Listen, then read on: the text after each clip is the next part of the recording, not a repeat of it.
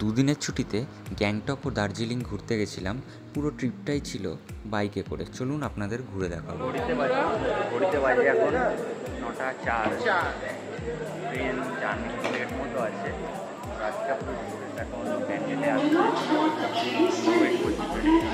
পেছনে দেখিয়ে দাও, ঢুকছে ট্রেনটা। ওই যে ট্রেনটা ঢুকছে এখন। ট্রেনে উঠে কথা হচ্ছে।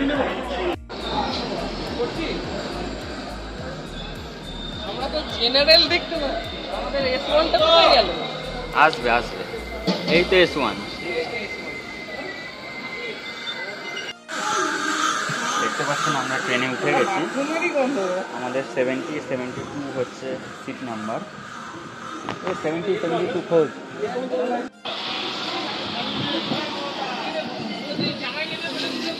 ট্রেনে উঠে গেছি।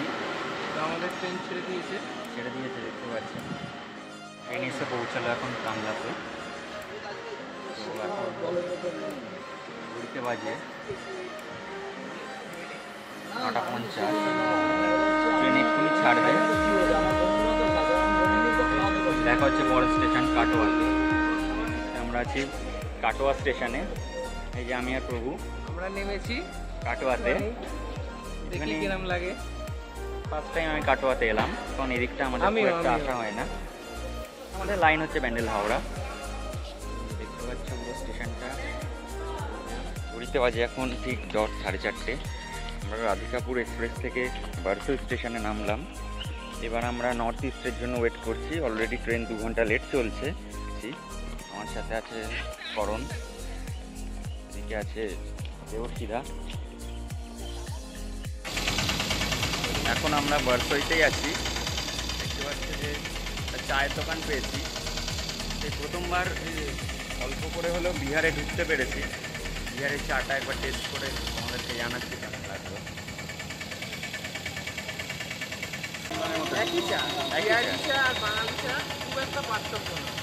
না, ভেবেছিলাম হয়তো একটু অন্যরকম হবে, কিন্তু একই। যেহেতু আমাদের ব্যান্ডেল থেকে এনজিপি যাওয়াটা পুরোটাই ব্রেক জার্নি ছিল, সেক্ষেত্রে আমরা রাধিকাপুর এক্সপ্রেস ধরে প্রথমে আমরা ব্যান্ডেল থেকে বারসই স্টেশনে যাই এবং তারপর বারসই থেকে নর্থ ইস্ট এক্সপ্রেস ধরে এনজিপি ঢুকি। সেই কারণেই দেখতে পাচ্ছেন যে আমাদের নর্থ ইস্ট ট্রেনটি চলে এসছে প্রায় 2 ঘন্টা লেটে। ঘড়িতে বাজে এখন 10:15। অ্যাকচুয়ালি ট্রেনটা খুব লেট করলো, 2.5 ঘন্টা মতো। এবার আমরা স্টেশন থেকে আস্তে আস্তে বাইরের দিকে যাচ্ছি। থাকে মাঝে মাঝে কোথায় যেন উড়ে যায়। না এখন ফুল এনার্জি। আমাদের যেতে হবে অটো ধরে এখান থেকে। অটো একটা ধরতে হবে, ধরে যেতে হবে আমাদেরকে শিলিগুড়ি। এনজিপি স্টেশন থেকে আমরা বেরোলাম। যে বেরিয়ে দেখতে পাচ্ছেন এখানটাতে এই যে টয় ট্রেনটা দাঁড়িয়ে আছে, এটা একটা এনজিপির ঐতিহ্য। তো এখানে আমরা রয়্যাল রাইডার্স নামে একজন বাইক রেন্ট দেয়, তার কাছে কিছু বাইক আছে। সেখান থেকে আমরা এই পালসার NS 200টা নিলাম। এখন আমরা পেট্রোল পাম্পে দিয়ে যাচ্ছি। তারপর আমরা এখান থেকে হিলকাট রোড ধরে সোজা চলে যাবো হচ্ছে ড্রাইভার করণ। তারপর আমরা বাইক নিয়ে রওনা দিলাম দার্জিলিংয়ের উদ্দেশ্যে। প্রথম দিকে রাস্তা মোটামুটি ভিড় ছিল আর রোদ প্রচুর পরিমাণে ছিল, যে কারণে গরমের মধ্যে আমাদের চা বাগান বাঁদিকে।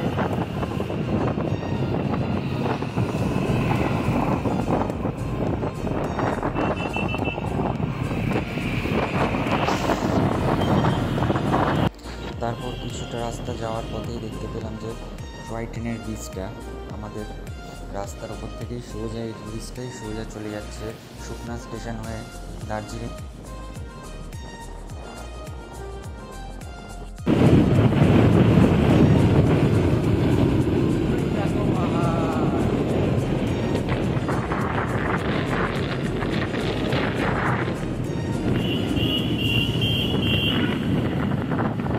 আমরা এই মুহূর্তে দাঁড়িয়ে আছি সুকনা স্টেশনে।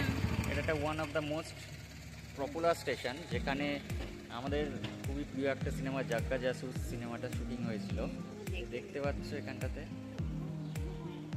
ঘুরিয়ে দেখায়। আমার সাথে করণ আছে, বাইকেই বসে আছে। আমি এখন বাইক চালাতে ব্যস্ত, তাই কথা বলছি না, পরে কথা হবে। ও বলছে পরে কথা হবে, ওর যা কথা বলার ও হোটেলে গিয়ে বলবে। যা দেখতে থাকুন, আপনারা ভিডিওটা দেখতে থাকুন আর আমি দেখাতে থাকি।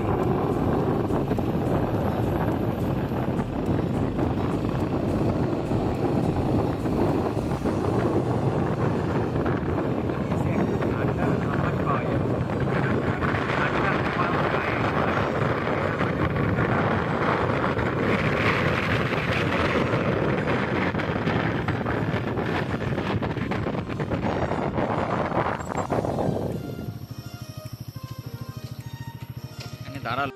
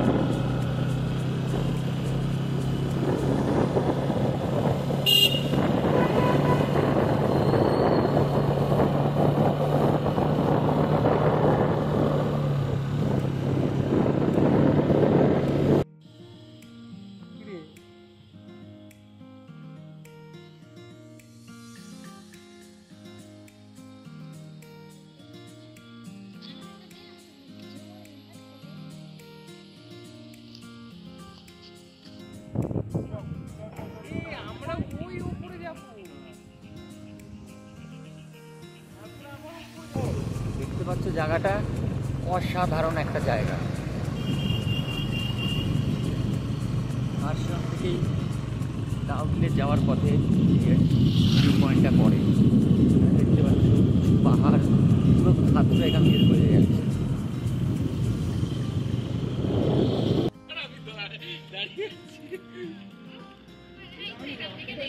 ওইটাও জানতাম কিন্তু ওইটা ভুলটা করে ফেললাম, এইটাও রাস্তাটা জানি।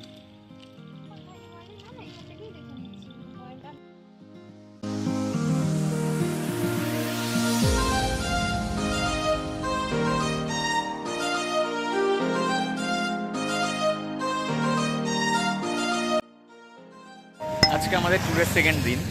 কালকে খুব টায়ার্ড হয়ে গেছিলাম বলে ভিডিও একটাও করতে পারিনি, কারণ কালকে আমাদের এখানে দার্জিলিং ঢুকতে ঢুকতে সন্ধে হয়ে গেছে এবং ঢুকে এখানে আমরা জানি না যে এত হোটেলের ক্রাইসিস হবে, যার জন্য আমরা হোটেল পেতে পেতে প্রায় 9টা-10টা বেজে গেছিলো খুঁজতে খুঁজতে অন্তত। তারপর আমরা খাবার দাবার খেয়ে নিয়ে গেলাম, তাই জন্য আর কালকে ভিডিও করতে পারিনি। তারপর প্ল্যানে আছি যদি আজ গ্যাংটক যাওয়া যায় তাহলে আমরা গ্যাংটকের পথে চলে যাবো। তারপর দেখা হচ্ছে বাতাসিয়া লুপে গিয়ে।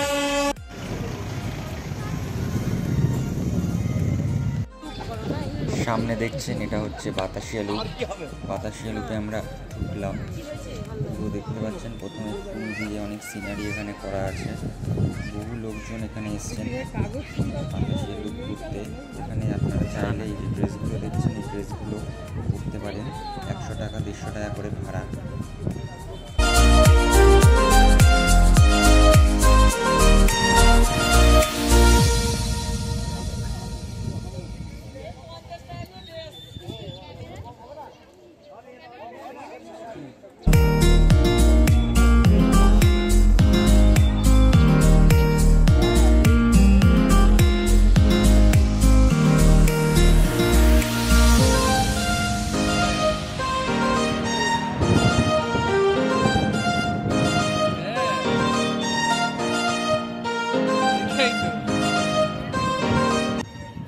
আর বাতাসিয়া লুপ ঘুরে আমরা গ্যাংটকের দিকে এখন রওনা দিচ্ছি।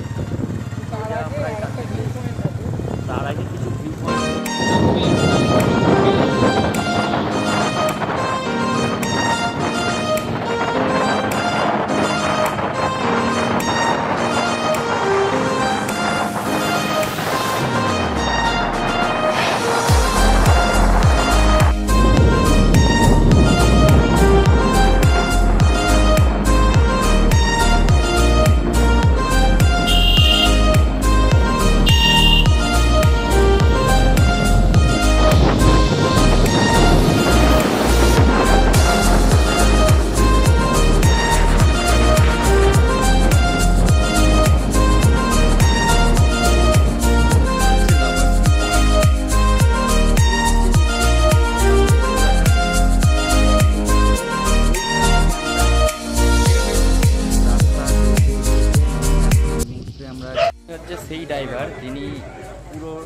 ট্যুরটা একা রাইড করে আমাদেরকে ঘোরাচ্ছে।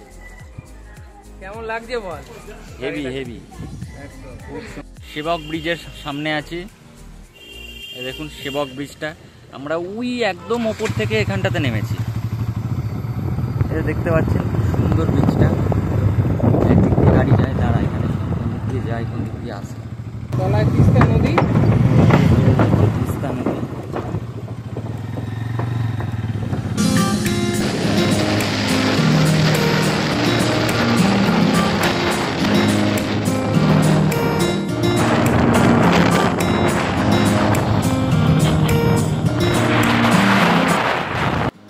অবশেষে আমরা গ্যাংটকের এমজি মার্গে পৌঁছে গেলাম। তারপরে অল্প করে আমরা এমজি মার্গটা ঘুরে নিয়ে ডিনার করে ঘুমিয়ে পড়লাম।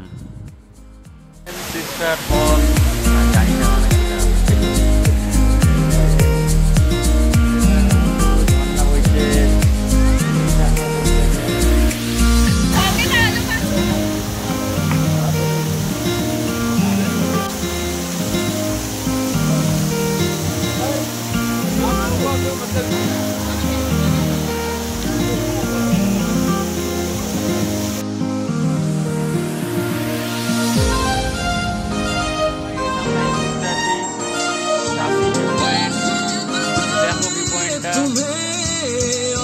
হাঁপিয়ে গেছি।